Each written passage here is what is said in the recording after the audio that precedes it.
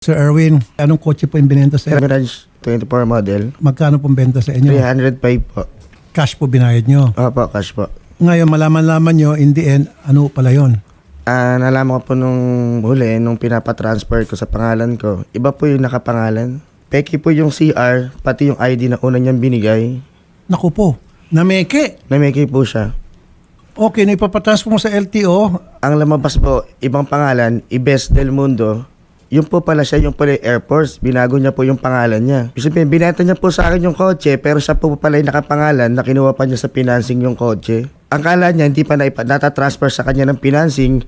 Ngayon, kaya binenta sa akin, nagpanggap siya na iba pa rin yung pangalan ginamit niya sa pagbibenta sa akin. Ibang pangalan ginamit sa'yo. Opo. Ano yung pangalan na binigay sa'yo? Ang pangalan na binigay niya po sa akin, Rembland D. Carizo.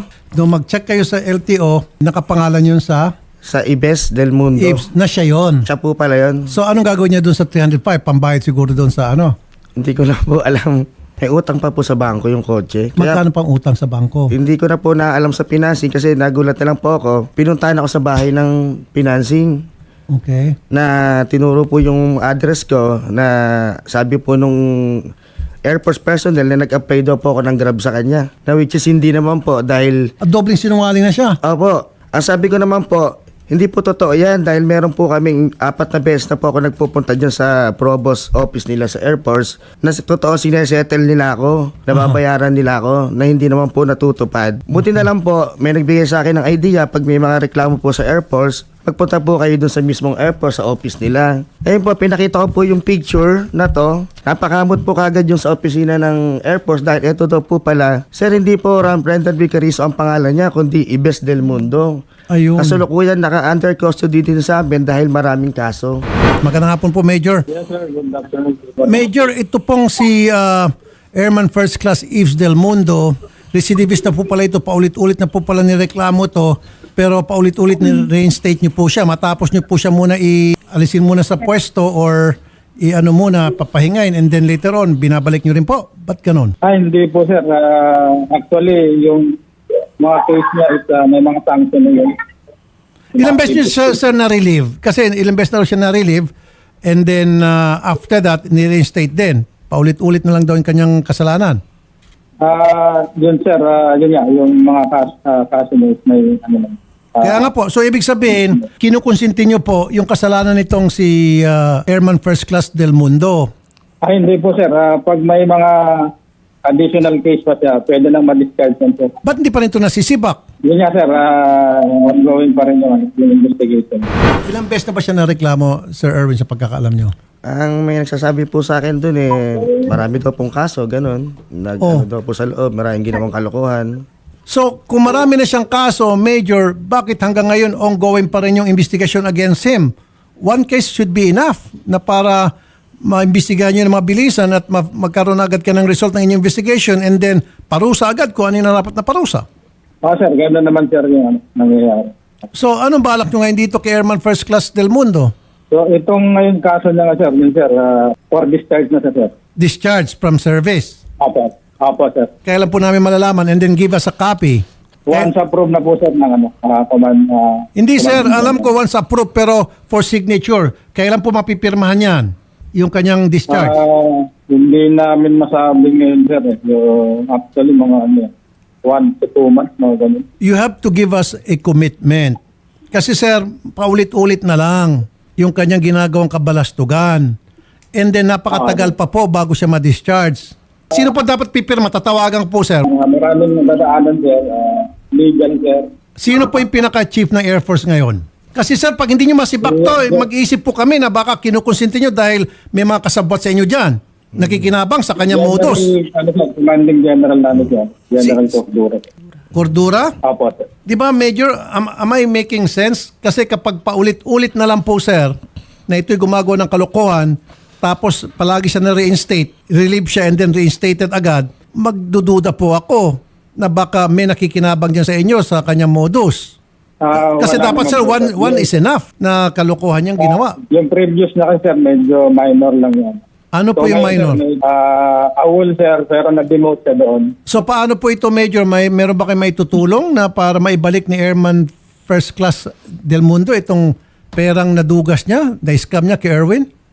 As ano kasi sir, AFP, wala kaming power sa ang collecting sir. No, I know. You don't have the power to collect. What I'm saying is, at least man lang, obligahin nyo siya. You not be the one collecting that money from him per se. Ibig sabihin, you just ask him na gumawa ng paraan na para mabayaran. Siya ang gagawa ng paraan, hindi po kayo. Yes sir, pwede namin pagharapin yan sir, yung agreed party dito sir. Apat Para beses na kami nagharap eh. Wala nangyayari. O, 4 na beses na po ng harap, walang nangyari, Major.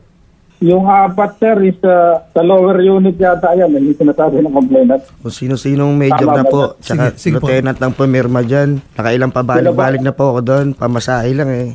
Saan Hindi po, rin sir? po natutupad. Ano po yung mga pangako noon? Puro magbabayad, extension, handa sila magdagdag ng gano'n. Puro gano'n po, hindi naman po na. Kasi kaharap po yung mga opisyal. Puro opisyal na po, kadami-daming opisyal na po pumirma dito. Eh, Oh, mga platoon commander pa niya, hindi rin naman po nangyayari. Major, ba't ganun? Kung sino-sino na raw pong nakaharap niya. Tapos ngayon, magharap naman ulit. Yung mga opisyal daw niya sa Air Force, kung sino-sino, mga platoon commander, at nangakong babayaran itong si Sir Erwin, hanggang ngayon hindi pa rin nababayaran. Mukhang natatakipan po ata kayo dyan, Major. Hindi naman po sir. Yun nga sir, yung power nga namin is hindi namin wala kaming authority dun sa collection. Ang ginagawa lang namin hanggat maaari kung makakaya. Yun nga, yung papakiusapan. Gaano katagal na po kayo nagpabalik-balik? Matagal na po, starting po ng February 26, nakailang balik na po ako doon. Eh, pamasahe lang po at gasolina na ano. Major, sana man lang nung pabalik-balik na itong complainant at nakita nyo na hindi seryoso itong si Del Mundo at nakita nyo na napapahiya na yung mga kasamahan nyo dyan mga opisyal dahil binabout siya, yung pala hindi na baliwala yung pagbabout sa kanya, dapat si Bak na ito matagal na. Yes sir, yun nga sir, yung sinasabi ngayon ng complainant is sa lower unit din sir. So dito kami sa headquarters, yun, kung makita namin sir, sisibakan talaga na. Ganito mangyari dito sa Sir Erwin. It's very unfortunate na nakatapat nyo ay isang scammer ang nakaharap nyo, natsambahan nyo isang scammer sa Philippine Air Force. And I'm telling you, hindi naman po lahat sa Air Force mga loko-loko.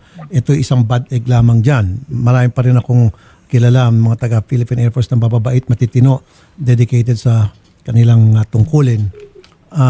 Wag sana natin lahatin. Pero ito talagang si Del Mundo, it so happen na talamak na scammer, nakakalungkot lang, mukhang kinukonsinti. Opo parang gano'n nga rin po iniisip ko, parang pinatatagal po nila. Kasi parang wala na pong balak magbayad, parang gusto na lang magpalis sa ano niya, serbisyo eh. So, Major, sabi mo, in the next couple of months, the most, masisibak na po ito sa serbisyo? Yes sir, yes sir. Okay. Asahan ko po, Major, babalikan ko po kayo. Yes sir, yes sir. Nasaan ngayon si first class, si Del Mundo? 520 sir, Emilia Morto. Disarman nyo na po. Sir, So, confined to headquarters po dapat ito, sir. Hindi na dapat ito nag-duty. yes sir. Hindi na siya nag-duty? Oo sir. Confined to headquarters po siya? Opo sir, ongoing din na sir yung investigation. Okay, sige. Attorney Garrett, magandang hapon. Yes po, Senator. Anong pwede may kaso dito kay Air Force? Del Mundo. Sa karamihan po ng financing agreement, Senator, ang transfer of ownership is only upon completion of payment. So, babalik po tayo dun sa deceit, Senator, no? Yes. Estafa po. Nagkukunyari siyang kanya na. Where in fact, sa bangko pa. Yes. Yung kotse na to, Senator. So, criminal So, case ito na estafa. Yes, definitely, Senator. Kapag siya ay civilian lamang. Military pa rin siya yun ngayon nga, Dahil member po siya ng military, dapat nga po, tama po kayo, I was hearing the discussion kanina, mas mabilis nga po dapat ang disciplinary authority ng ating military. Hindi, kaya lang sa military, discharge from service lang. Gusto ko sana makulong din. Yes po. If we want to enforce po yung imprisonment sa kanya, we will have to go to the civilian or civil courts po, Senator. So, hintayin For muna estafa natin po. ma-discharge siya. After na ma-discharge siya, saka natin sampa ng kasong kriminal sa korte. It can actually go, Senator, no? Magkasabay po. In most cases against uniformed personnel, ang advice ko po is isabay po natin yung administrative pati yung criminal liability. Okay. Major Regis, Yes sir, yes sir. so sabay po magsasampa na po ng kasong estafa si Sir Erwin. And then gusto ko po, pagulungin nyo na po yung pag-iimbestigan nyo dyan at lalabas na po, sabi nyo, at the most, in a couple of months, ma-discharge na po siya. Tama ba, Major? Pagkakaintindi ko? Tama sir, tama. Yes sir. Okay. Sige po, asahan po namin Major Cesar Regis, Chief Investigation Division, Provost Marshal, Philippine Air Force. Magandang hapon po, Major Regis, sir. Thank you po. Tutulungan namin kayo makapagsampa ng kaso. kriminal, and then sisiguraduhin namin po na before 2 months, siya po ay tanggal serbisyo. Okay, sir? Salamat At least po, sir. nagkaroon tayo ng public awareness. Salamat po. Magandang hapon po, sir. Salamat po, sir. Thank you.